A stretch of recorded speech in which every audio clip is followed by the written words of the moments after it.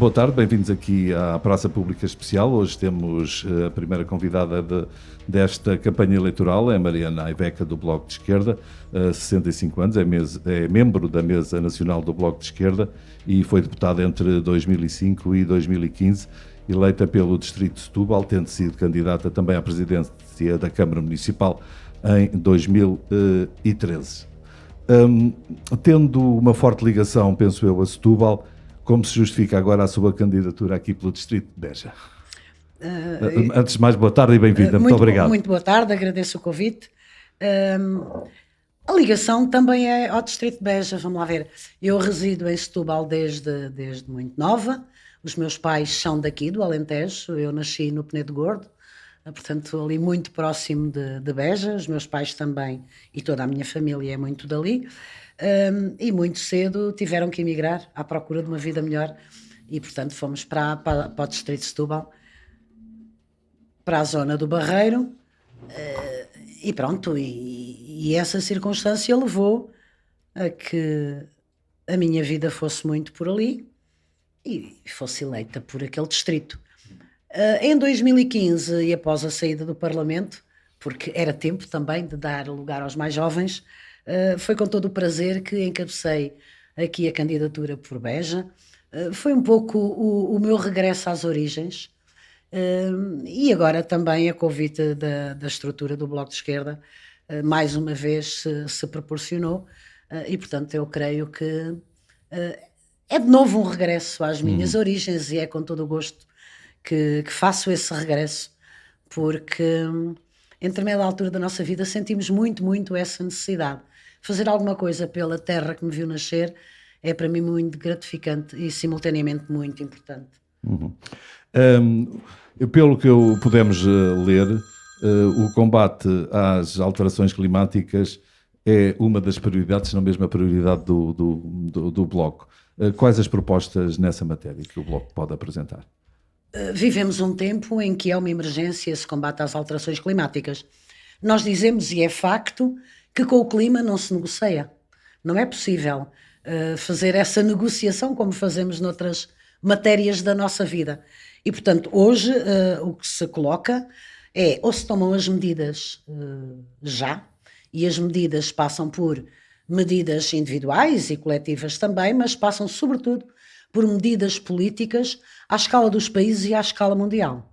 E, portanto, é nessa escala dos países que temos que apostar todas as nossas energias, porque, como também dizemos, não há mesmo planeta B, e é nossa obrigação preservar este planeta para as gerações vindouras. E aqui, mais concretamente no Distrito de Beja, entendemos que há duas questões muito importantes como contributo para a questão da emergência climática. A primeira das questões tem a ver com a água. A água é um direito humano, é assim que é considerado ao nível mundial. E como direito humano, portanto, e sendo também um recurso que não é infinito, é um recurso... Aqui na região bem sentimos isso. É um recurso absolutamente finito. É nossa obrigação fazer uma gestão criteriosa deste bem público e deste direito humano. E é nessa circunstância que nós defendemos que a água deve ter a gestão pública. Não é possível considerar que um bem tão essencial possa ter gestão de privados, quando sabemos perfeitamente que a lógica dos privados é exatamente a lógica do lucro. E, portanto, o nosso grande alerta, fizemos-lo há 4 anos e agora fazemos-lo até com mais propriedade, se assim se quiser. Porque há 4 anos tinha sido entregue a água em alta às águas de Portugal e portanto, nós dizíamos e alertámos a candidatura do Bloco de Esquerda que, naturalmente, o caminho seria depois entregar a água em baixa. Aí está a proposta da entrega da água em baixa a uma empresa que é uma potencial empresa a ser privatizada. E, portanto, nós temos, acho que temos toda a legitimidade, também todo o dever de alertar as populações para que a água é um bem que é público, é 100% nossa, não pode ser entregue a qualquer empresa privada e, portanto, a gestão deve ser dos municípios. Uhum. Aqui no distrito existem várias situações de agricultura intensiva, nomeadamente olivais, amendoais e aqui, nomeadamente no concelho de Odmira, as agroindústrias ligadas aos frutos vermelhos. O que é que o Bloco pensa desta situação e como é que ela pode ser resolvida a bem do ambiente? Ora bem, nós temos e apresentamos no Parlamento iniciativas legislativas, 2 projetos de lei e um projeto de resolução relativamente às culturas intensivas e superintensivas. E fizemo-lo porque é necessário preservar 2 coisas. Em primeiro lugar, é necessário preservar os solos, porque uma agricultura intensiva e superintensiva é em si a dilapidadora dos recursos naturais, do recurso tão importante como o solo. Se verificarmos aquilo que é a plantação média de um olival ou de um amendoal tradicional, em que a média por hectare ronda os 300 pés, numa agricultura intensiva e superintensiva, essa média ronda os 1500 pés, o que significa uma degradação do solo. A primeira questão. A segunda questão tem a ver com o efeito nefasto para as populações. Dizem alguns, ou seja, dizem os agricultores, promotores da agricultura intensiva e superintensiva, que não há qualquer risco. Bem, mas a verdade é que se têm que aplicar produtos fitofarmacêuticos e com essa intensidade de plantações muito próximo até das aldeias, muito próximo de escolas, como é o caso de Alfundão, no concelho de Ferreira do Alentejo, há objetivamente um prejuízo e um interferir na saúde das populações. E, portanto, nós entendemos, e esta questão da agricultura intensiva e superintensiva também se liga com a questão anterior, que é a questão da gestão da água.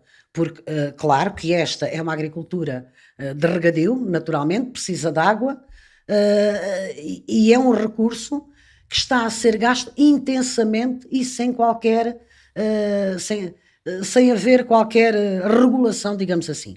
E por isso, indo atrás e à minha primeira afirmação das propostas que já apresentámos no Parlamento, apresentámos propostas no Parlamento no sentido de se construir uma carta agrícola, uma carta de ordenamento agrícola, onde terá que ser definido onde e como tem que existir esta agricultura. No fundo será uma espécie de moratória. A moratória vem a seguir. Sim. Enquanto esta carta não existir, também apresentámos a proposta de uma moratória para impedir que novas plantações existam sem esta carta. E é muito importante a existência de regulação, porque ela não existe. Em todo o território, se falarmos, por exemplo, da construção, não é?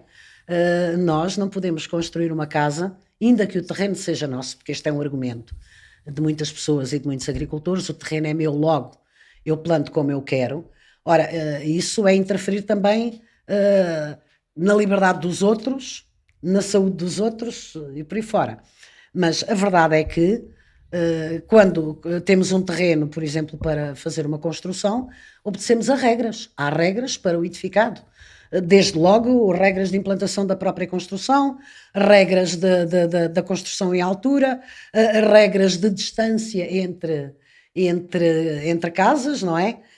E, portanto, há essas regras a que temos que obedecer e nem por isso somos menos livres. Temos é que obedecer a regras. Ora, é exatamente a mesma coisa, fazendo uma comparação grosseira, se assim se quiser, mas é a mesma coisa, tendo um terreno agrícola, tem que haver uma regra. E a regra tem que obrigar a distância junto das populações, tem que obrigar, tem que impedir que as plantações se façam, por exemplo, em cima de linhas de água e outras barbaridades que estamos a assistir no distrito de Beja. Acha que as autarquias deveriam ter uma palavra a dizer sobre esta definição de culturas e das atividades económicas que se implantam nos seus concelhos? É porque nós aqui o que ouvimos é que as autarquias são impotentes para estas expansões destas culturas?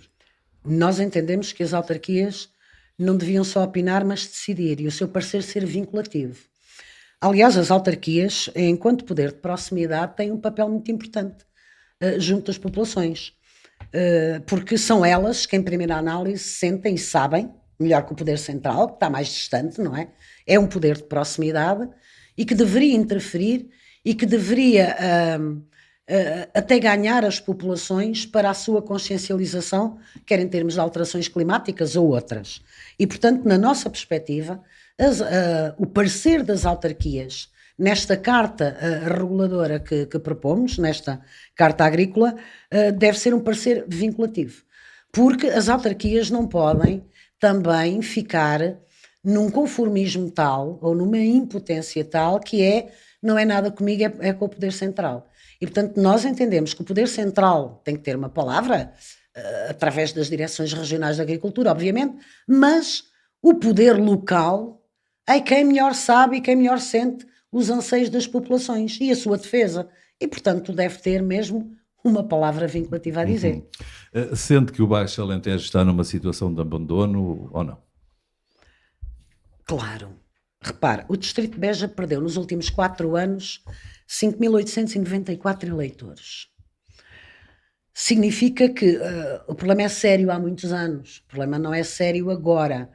É sério há muitos anos porque a desertificação é o maior indicador que temos do abandono a que o Distrito, a que o Alentejo está votado, não é? Portanto, sabemos que não tem havido, e sinceramente continuamos a achar que não se perspectiva que haja, pese embora alguns agora nos digam que vamos fazer o que ainda não foi feito, mas não se perspectivam alterações significativas. E o grande problema da desertificação está diretamente ligado ao problema do abandono. De facto, abandonou-se o Alentejo quando falámos de acessibilidades externas, portanto, a ligação aqui ao interior, e acessibilidades internas, dentro do próprio distrito, não é? E a verdade é que coisas tão básicas, ou tão básicas e tão menores em termos orçamentais, como a eletrificação da linha entre Casa Branca e a Funcheira, que era absolutamente necessária, coisas tão básicas como a utilização de um pequeno troço de autoestrada que está concluído, da A26, e que não pode ser utilizada, nem estes pequenos sinais foram dados. Dizem-nos agora, mas fizeram-se algumas coisas, requalificaram-se algumas vias. Também era melhor que não se tivesse feito absolutamente nada. Fizeram-se algumas coisas. Mas na sua perspectiva, insuficientes. É muito pouco, claramente insuficientes. Portanto, se não apostamos na ferrovia como meio de transporte privilegiado de pessoas e mercadorias, até tendo em linha de conta aquilo que é a emergência climática, se não se faz essa aposta, dificilmente se consegue aqui no distrito sair deste buraco. Porque, quer dizer, não há um plano estratégico de acessibilidades, ferrovia e rodovia, e, portanto, quando falamos de rodovia, teremos que necessariamente falar das ligações potenciais do distrito, Sines, aeroporto e saída dali, não é? Quando falamos de ferrovia, a mesma coisa, a ligação das capitais de distrito, e o Bloco de Esquerda apresentou um plano ferroviário nacional que, infelizmente, o Partido Socialista chumbou, mas quer dizer, quando estas medidas não estão perspectivadas, e não vimos aqui dizer tem que ser já, o que dizemos é já se devia ter feito o caminho neste sentido, assim houvesse uma definição estratégica e a médio e a longo prazo. E como eu dizia há pouco, nem as pequenas coisas que eram possíveis fazer, como a eletrificação daquele troço de ferrovia se fizeram, significa que o abandono tem sido total para a região. E, portanto, isso depois é notório numa série de outros indicadores, e é notório neste indicador que eu referi inicialmente, que tem a ver com a perda de eleitores. Referiu que algumas coisas fizeram, mas não aquilo que poderia e deveria ter sido feito. Que balanço é que faz dos 4 anos desta legislatura? De um governo que, mal ou bem, foi apoiado pelo Bloco de Esquerda, pelo menos a nível parlamentar. O Bloco de Esquerda orgulha-se da sua prestação. Acha que trouxe uma imagem de responsabilidade ao Bloco que ele anteriormente deveria não ter?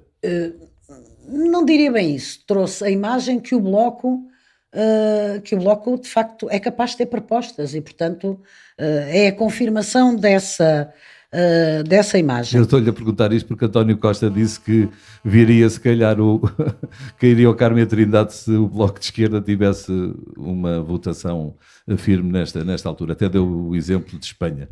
António Costa dirá o que quiser. Eu não quero aqui rebater as opiniões, Sim, pois, as opiniões do candidato. Ele tem o livre direito às suas opiniões, mas a verdade dos factos e aquilo que as pessoas sentiram foi exatamente outra coisa. E o que as pessoas sentiram é que o Partido Socialista, se não tivesse a necessidade de ter tido este apoio parlamentar do Bloco de Esquerda e do PCP, naturalmente que as medidas não teriam sido estas. E começamos logo por verificar que o programa eleitoral com que o Partido Socialista concorreu às eleições de 2015 não perspectivavam aumento das pensões. Pelo contrário, perspectivavam congelamento das pensões. Não perspectivavam reposições de horários de trabalho. E, portanto, foi exatamente por o Partido Socialista ter que conviver com o não ter maioria absoluta, que hoje podemos dizer que separou a onda de empobrecimento de que o país vinha do governo de Passos Coelho e Paulo Portas. E essa foi a pedra de toque importante para o nosso apoio parlamentar, não é? E isso foi de facto parado, é inegável. É inegável que os cortes na administração pública foram praticamente todos repostos, os escalões do IRS também. Houve medidas que até nem estavam perspectivadas no programa do Partido Socialista, como as questões, a tarifa social da energia, que abrangeram uma série de famílias, e ainda bem. Portanto, foram repostos os feriados, o salário mínimo cresceu, não ao ritmo que todos gostariam, mas a um ritmo que, apesar de tudo, foi bem diferente do que tínhamos anteriormente, 4 anos o salário mínimo congelado, e portanto o Bloco de Esquerda orgulha-se de ter contribuído nesta perspectiva, que era no fundo a perspectiva que tínhamos do nosso apoio parlamentar. Obviamente que o governo não é do Bloco de Esquerda, o governo é do Partido Socialista, e portanto se fôssemos governo coisas diferentes teríamos feito, mas daquilo que fizemos a nossa participação só nos pode orgulhar. Foi muito? Não, foi muito pouco. Foi o básico, foi muito pouco, e é necessário ir mais além. E por isso entendemos que uma maioria absoluta do Partido Socialista não responde à continuidade do desenvolvimento que queremos para o país, não responde, ou não corresponde àquilo que inicialmente se tinha perspectivado, que era travar este empobrecimento, era ir mais longe nas contas públicas, era ir mais longe na dívida externa, para as quais houve até comissões e grupos de trabalho que depois o Partido Socialista recuou objetivamente, e portanto entendemos que ainda foi feito muito pouco. E que aqui para o Alentejo, obviamente que as pessoas sentiram, quando se aumenta o salário mínimo, aumenta-se o salário mínimo para o país, e portanto também se sente na carteira dos alentejanos, não é? quando as pensões têm um aumento extraordinário, nomeadamente as mais baixas. E aqui eu arriscaria a dizer que há uma percentagem enorme de pensões mais baixas, até porque muitas delas advêm de descontos de trabalhadores enquanto trabalhadores rurais, e portanto ainda têm uma pensão mais baixa. Obviamente que isso foi bom para as pessoas, mas falta fazer muita coisa. O que é que será um bom resultado para o Bloco aqui no Distrito de Beja? Há uma ideia de que está aqui um taco-a-taco, não é, pelo terceiro deputado do Distrito, uma vez que se dá por adquirido que um será para o PS, certamente, e outro talvez para a CDU, e depois há um terceiro deputado que pode sair de outra força política. Nós partimos para esta campanha com uma convicção, é que este distrito, o Alentejo, merece que haja mais esquerda no Parlamento. E ao partirmos com esta convicção, estamos a dizer ao eleitorado que não queremos direita no Parlamento. E, portanto, neste momento nós temos um deputado do Partido Socialista, uma deputada do PSD e um deputado da CDU. E, portanto, o que é que estamos a dizer ao eleitorado? Não faz falta ao Alentejo a direita no Parlamento, ou seja, o PSD no Parlamento. É isto muito claramente. E entendemos que este distrito merece, pela sua história, pela sua capacidade de enfrentar lutas tão importantes como a liberdade, como o direito ao trabalho, como toda a história que se conhece deste Alentejo tão vivo e tão rico nestas lutas, entendemos que merecem mesmo mais esquerda no Parlamento. Ora, para concretizar esta nossa afirmação, achamos que uma deputada do Bloco de Esquerda era muito importante para o distrito. Agora, obviamente que, como sempre, submeter-nos àquilo que será o referendo final, a votação, e, portanto, os eleitores são absolutamente livres de decidir e é uma decisão que lhe compete a eles. O que fizemos nesta campanha foi demonstrar que fazíamos falta ao país, conseguimos dar um contributo importantíssimo no país, sermos reconhecidos pela nossa capacidade de propostas aos mais diversos níveis, apresentámos propostas em todas as áreas, consolidadas, quantificadas, não só em termos dos gastos, mas em termos de onde ir buscar mais receita, e portanto temos hoje esta grande mais-valia. E portanto parece-nos que o eleitorado faria bem se para aqui quisesse uma representação mais à esquerda, ou seja, votasse numa deputada do Bloco de Esquerda.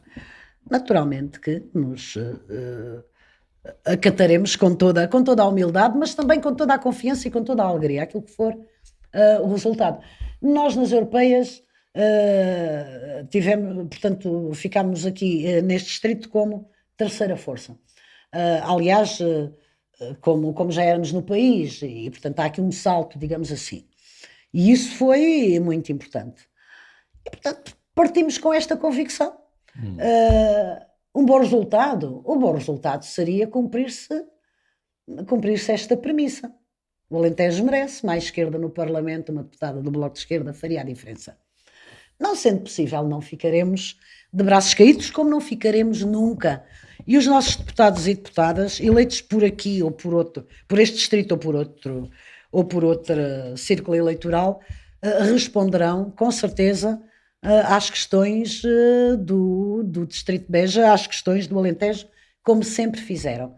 Mas o que daqui apelamos é que dê ao Bloco de Esquerda, porque nos conhecem, porque sabem que não viramos a cara à luta, porque sabem que apresentamos contas certas, porque sabem que há aqui um coletivo e um grupo de homens e mulheres que não desiste, pese embora as vicissitudes da política e da vida, somos animados desta força e, portanto, o apelo que fazemos é que não deixem que uma maioria absoluta venha de novo dar o exemplo ao país do compadrio da corrupção, da arrogância.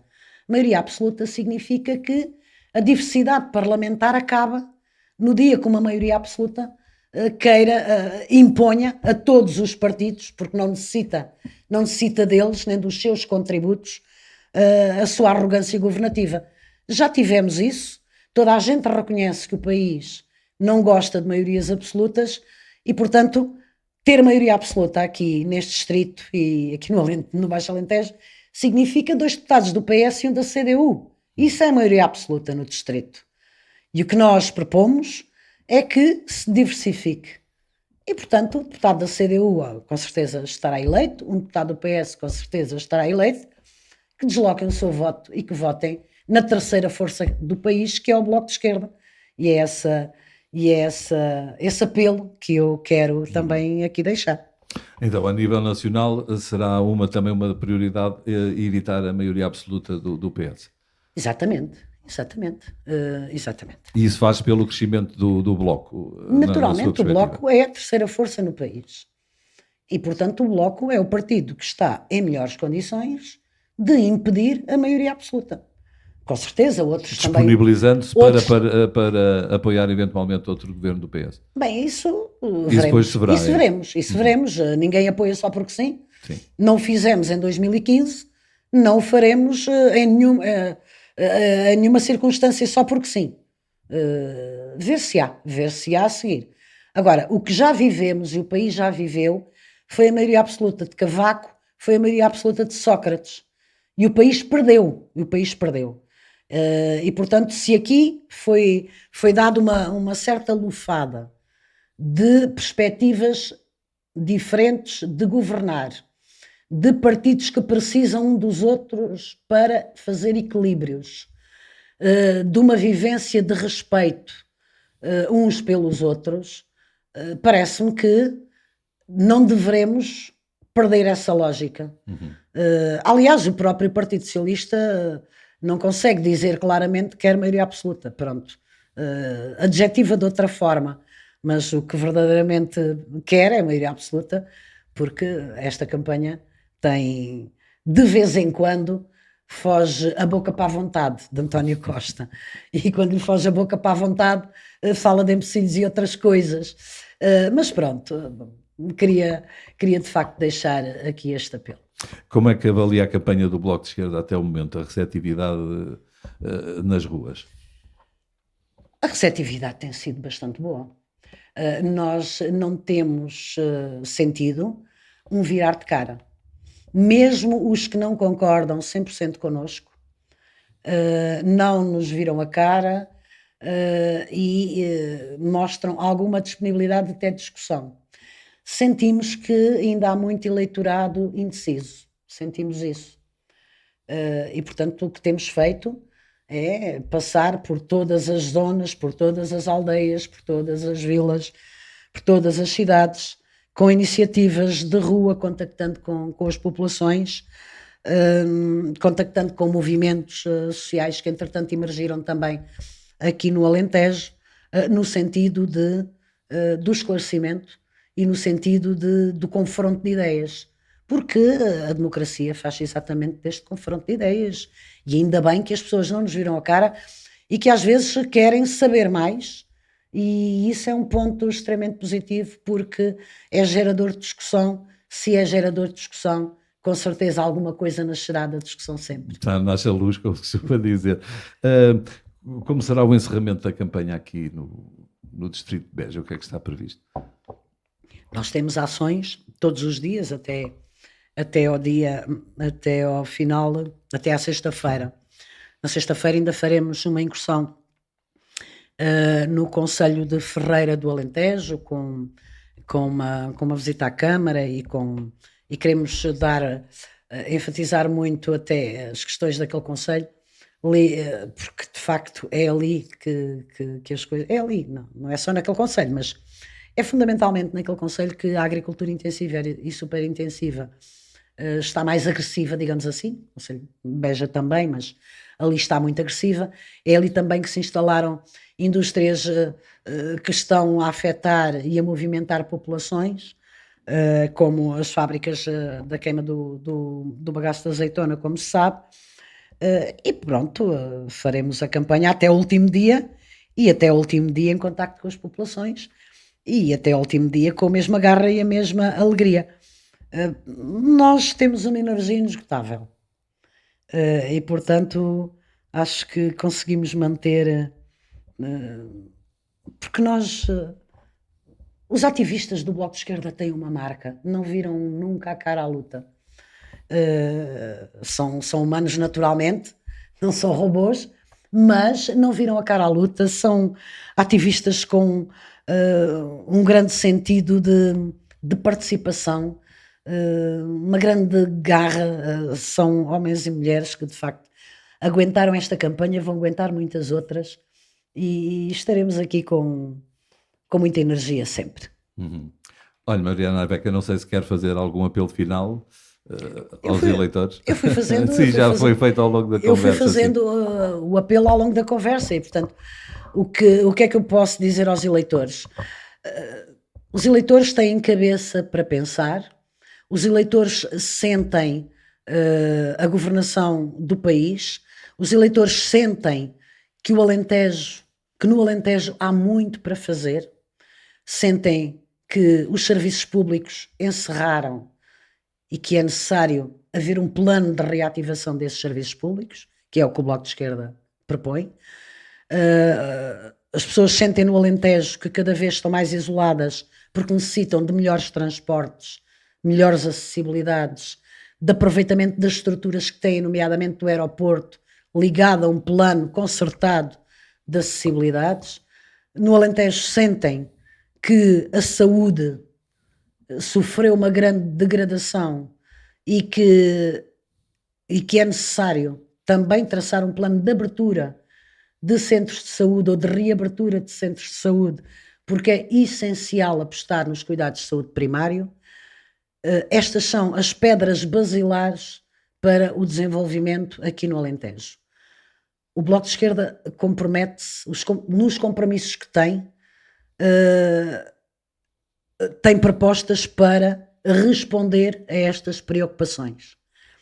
São pessoas que não viram a cara à luta, são pessoas que cumprem os seus compromissos, porque nós estamos a falar de promessas, mas sim de compromissos, e o Bloco de Esquerda é o partido neste momento que está em melhores condições de impedir a arrogância da maioria absoluta, de impedir o compadrio da maioria absoluta, e é nesse sentido que entendemos que o voto no Bloco de Esquerda é o voto na defesa dos salários, das pensões e de uma vida melhor de quem aqui vive, de quem aqui quer continuar a viver, de quem gosta de viver aqui e que muitas vezes é forçada a abandonar a sua terra porque ela própria está abandonada pelos governantes.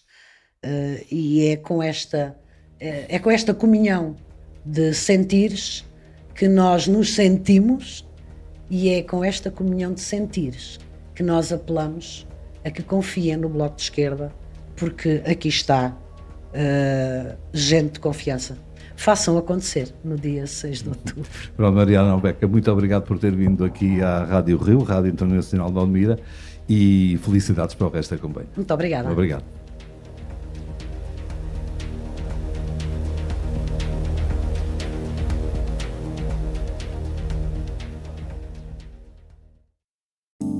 Estão ligados na Rio, de Odmira para o mundo.